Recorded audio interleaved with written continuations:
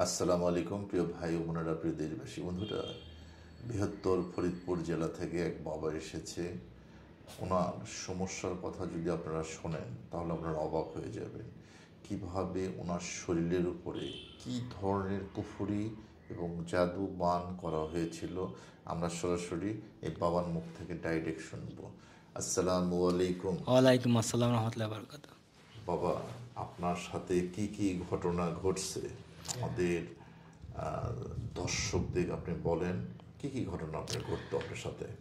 আমার সাথে মানে প্রথমে থেকে একটা সুতার সাথে মানে পায়ে দাঁত পাওয়া গেছিল, কুকুরের দাঁত। জি জি। চাইরা কুকুরের দাঁত? কুকুরের দাঁত, কুকুরের দাঁত। দাঁত পাওয়া গেছিল এখানে, এটাই। আচ্ছা আচ্ছা, তারপরে তা সে দাঁত কি হলো? চার আঙ্গুল সুতোর এই পাশে 4টা আঙ্গুল, এটা গিয়ে দিয়ে আবার এ পাশে একটা গিয়ে দিয়া, আর আঙ্গুলে গিয়ে দিয়া। হ্যাঁ। তবে সেইটা পাওয়ার পরে আমি উঠে দেখাই দেওয়ার পরে আর কি, সে দাঁড়ে দেখলাম, সে হাসি মুখে কালো মুখ কালো করে সে দেখে চলে গেল। আচ্ছা। পরে আমি ফেলে দিয়েছিলাম, ফেলে দেওয়ার পরে পর্যায়ক্রমে আমারে আরও বেশি আক্রমণের করা ধরল। পরে আপনি তাবিজ পেলেন, সে তাবিজের মধ্যে শিকড় শিকড় পাইছিলাম। আর কি পাইছিলেন?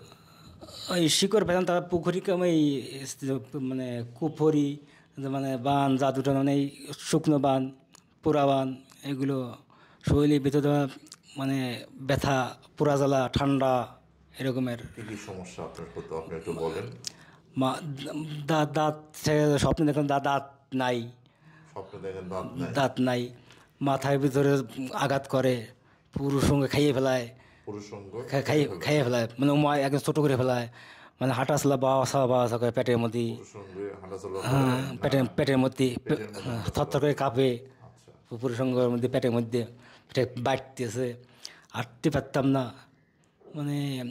এরকমের বমি আসে, অক আসে,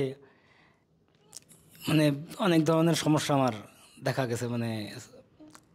গতর মধ্যে সিসি কাঁপে, শিশি করে কাঁপে উঠতে, পেটের মধ্যে খ্যাস খ্যাস করে ইংতো, সটকির মতো এরকমের। মনে হয় আমি অনেক জায়গায় গেছি, আমি তৈরি পাইনি।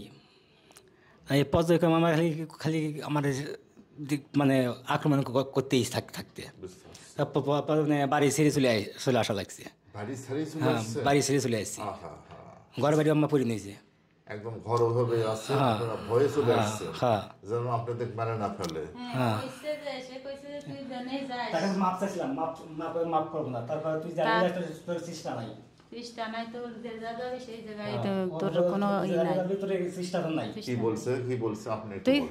তুই যে যা যাবি তোর সেই জায়গায় আছে, বিপদ আছে। যেখানে যাবি সেখানে বিপদ আছে, তোর কোনো রেহাই নাই, তাই না? এই কথা বলছে। মাপ চাইছিলাম, সকল মিলে মাপ করছিলাম। আপনি কি কোনো অন্যায় করছিলেন? না, জি না, জি না, না। সংসারে এক জায়গা থাকলে তো একটু ঝামেলা হয়, হবে, এটা তো স্বাভাবিক হয় সবার ভিতরে।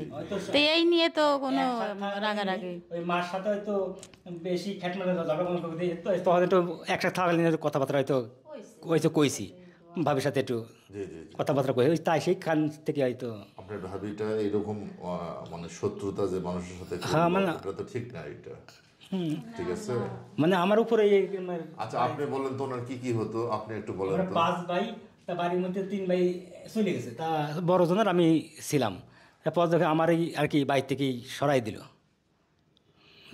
এরকম দেখে যে আমার আব্বু আম্মু থাকলে তো আমার আব্বু আম্মু থাকে কিছু তো হবেই না, আর শারীরিক সমস্যা হবে বেশি করে, আর আব্বু আম্মুর সমস্যা বেশি হবে। আর ওই জায়গা থাকলে কোনো চেষ্টা হতে পারবি না, খালি টাকা এমআই পথে পথে ফেলবি, কোনো কিছু তো হবি না। তাহলে আমরা এই জায়গা বাসা বাড়িতে রয়েছি, তাহলে আমাকে এই জায়গায় আসো, আমি দেখি চেষ্টা। হ্যাঁ, আমরা ঢাকায় 6 মাস।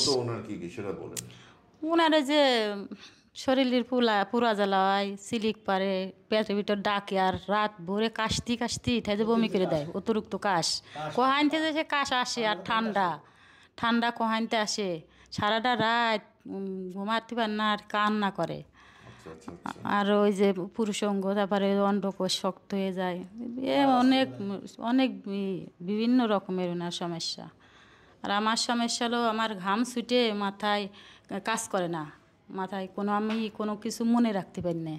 আর একটা জিনিস তুলি ফেরে মনে থাকে না, ওই বারে বারে যায় আর ভুলে যায়।